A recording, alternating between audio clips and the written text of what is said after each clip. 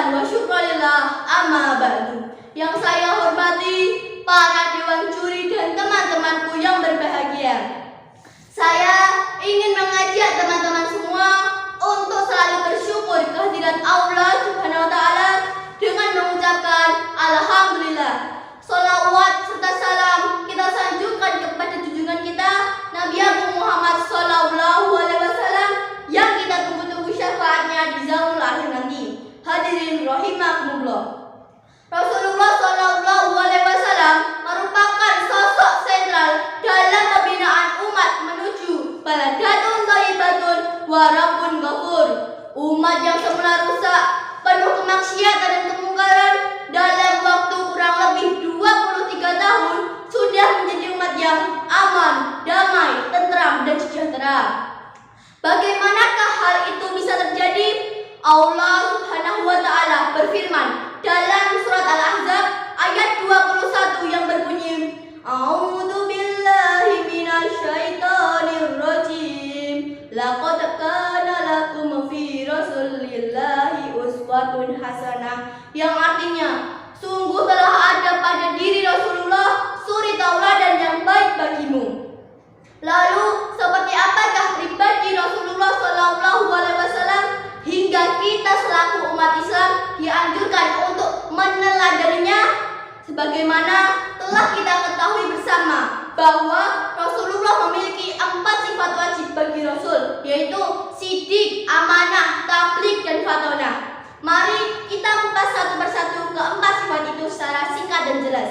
Yang pertama, sidik, yang artinya benar atau jujur. Rasulullah sallallahu alaihi wasallam telah mencontohkan kejujuran ini ketika ikut berdagang bersama pamannya Abu Thalib yang membawakan dagangan majikannya Sayyidatina Khadijah yang amat laris sekali karena orang-orang telah mengetahui kejujuran beliau.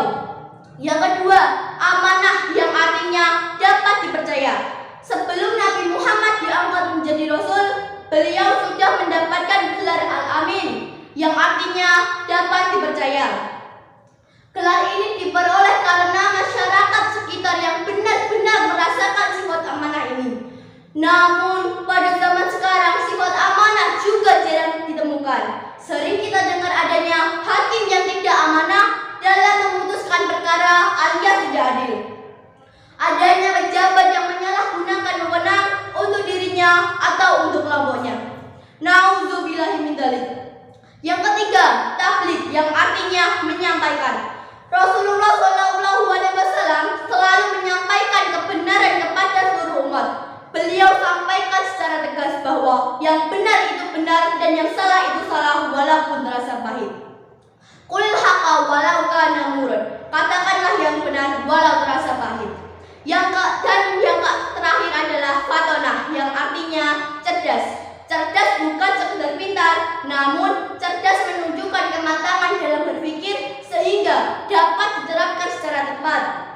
Sebagai contoh, ketika Rasulullah sallallahu alaihi wasallam diminta oleh para pemuka Quraisy untuk memindahkan Hajar Aswad ke tempat semula, maka beliau mengajak para pemimpin suku untuk mengangkat Hajar Aswad tersebut bersama-sama dengan surban yang telah digelarnya. Sehingga tidak ada yang merasa paling terhormat, tapi semua merasa mendapat kehormatan. Hadirin rahimakumullah, begitulah pribadi Rasulullah sallallahu alaihi wasallam hingga Allah memujinya dalam Al-Qur'an surat Al-Qalam ayat 4 yang berbunyi, A'udzu billahi minasyaitonir rajim wa innaka la'ala khuluqin 'adzim, yang artinya dan sungguh engkau Muhammad benar-benar memiliki budi pekerti yang luhur.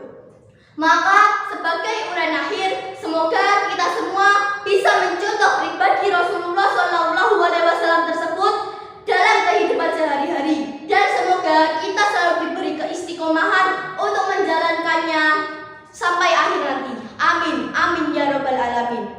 Demikian yang dapat saya sampaikan. Wonten kupat duduhipun saden menawi wonten lepat nyuwun pangapunten. Wassalamualaikum warahmatullahi wabarakatuh.